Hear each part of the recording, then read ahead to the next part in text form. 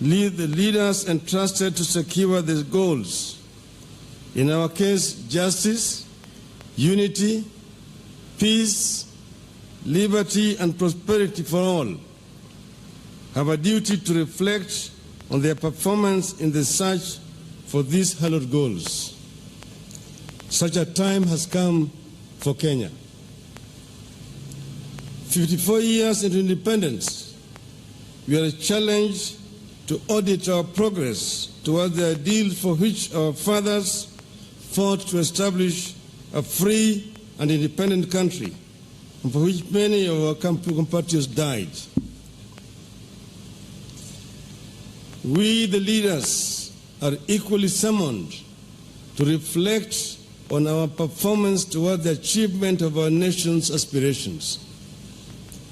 This audit and introspection has been a long time coming. Throughout our independence history, we have had doubts on how we have conducted our affairs in the face of growing divide along ethnic, religious, and political lines. Regrettably, we have responded to our challenges by mostly running away from them. We have moved from year to year, election to election, never pausing to deal with the challenges that our diversity was always going to pose to our efforts to create a prosperous and a united nation. Consequently, the ties that bind us are today under the severest of stress. Our diversity appears destined to be a curse to ourselves today and to our children tomorrow. In the past, we have given a lot of attention to institutional reforms in the hope that this could lift us to the next level of nationhood and make us a blessed land. 7.5 years ago, we gave to ourselves a new constitution. We put our faith in it as the instrument to revolutionize our nation. In this way and many other ways, we created some of the best hardware any country has ever possessed to engineer their affairs. We must be courageous enough to admit that it has not worked. It has failed because we are yet to upgrade our software. We have been pouring new wine into old wineskins. The gospel tells us that new wine needs new wineskins. The time has come for us to confront and resolve our differences. These differences are becoming too entrenched. No two Kenyans agree on the origins of the differences and what they portend. Millions of our children continue to be born and married into these differences. People are dying out of these differences. Many of these differences are already well entrenched in the third generation of Kenyans that are currently leaking into the fourth generation in primary and secondary schools. Yet in many instances, Kenyans cannot remember why and where they disagreed in the first place. As we fight ostensibly to save ourselves from each other, the reality is we need to save our children from ourselves. My brother and myself have therefore come together today to say this dissent stops here. We refuse to allow our diversity to kill our nation.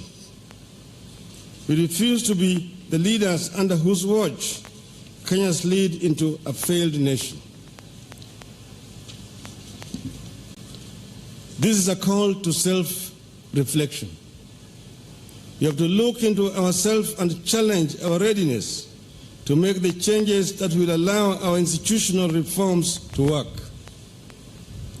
So long as we remain divided, acrimonious, selfish, and corrupt, no amount of institutional reform better our lives.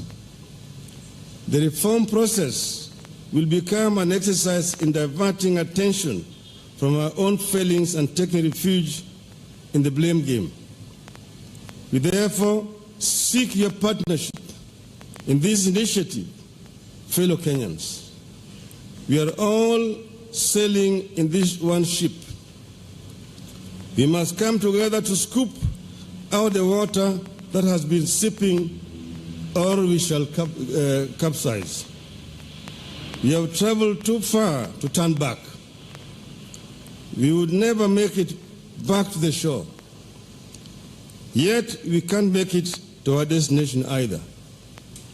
Our only option is to come together and scoop out the waters of animosity that we have been pouring into the boat before we all sink. Once again, as Lincoln said, the result is not doubtful. We shall not fail. If we stand firm, we shall not fail. God bless Kenya. So, kwa Kiswahili tumekuja pamoja na ndugu yangu Uhuru Kenyatta. Tumeongea kwa kirefu na tumekubaliana ya kwamba tunataka kuunganisha Kenya iwe taifa moja. Na tumesema mgawanyiko ambayo imekuwako tangu uhuru mpaka leo itakwisha hapa na sisi. Na kutoka hapa tunataka kuunganisha taifa la Kenya ili tutembee pamoja kama watu moja. Hiyo ndio sababu ya sisi kukuja pamoja hapa siku ya leo. And we say that the divide ends here, beginning the process of building the bridge that binds Kenya together. Yes, where we are. Sasa ndugu yangu ataongea. God bless. Thank you. Good afternoon, everybody. First and foremost, I have taken great pleasure this morning in welcoming my brother RAILA to Harambee House, where, as he has clearly indicated, we have had the opportunity for extensive discussions on matters Kenya.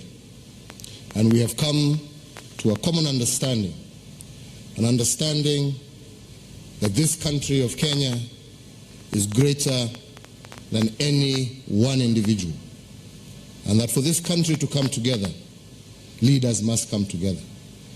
Leaders must be able to discuss their differences. Leaders must be able to discuss freely and openly what ails our country, what is the reason and the cause for the ethnic divisions and frictions that we see across the country, that sometimes lead to even intercommunal conflicts, as we have seen in various parts of our country. We have seen up in Wajir, as we have seen in the borders of West Pokot and Marakwet and many other places. So we have a responsibility as leaders to be able to come together to discuss these issues and to find solutions that will bind our people together, that will unify our country, and that will give us a life cycle that is beyond the 5 years that we have established for ourselves. Elections come and go, but Kenya remains. So as we plan ourselves for the future, our future cannot be dictated by the forthcoming election. Our future must be dictated by the prosperity, stability of our nation and the well-being of our people. Democracy is not, as has often been said, an end in itself. It is just a process by which the will of the people is heard, but the national good, the national interest must always prevail over those elections. And this is what me and my brother have agreed, that starting today, we will begin a process of bringing our people together, that we will begin a process of discussing what ails us and what creates division amongst us. And we look forward to the support of every single leader. We look forward to the support of every single Kenyan so that we can build together a united, harmonious, stable nation where no individual feels left out or left behind.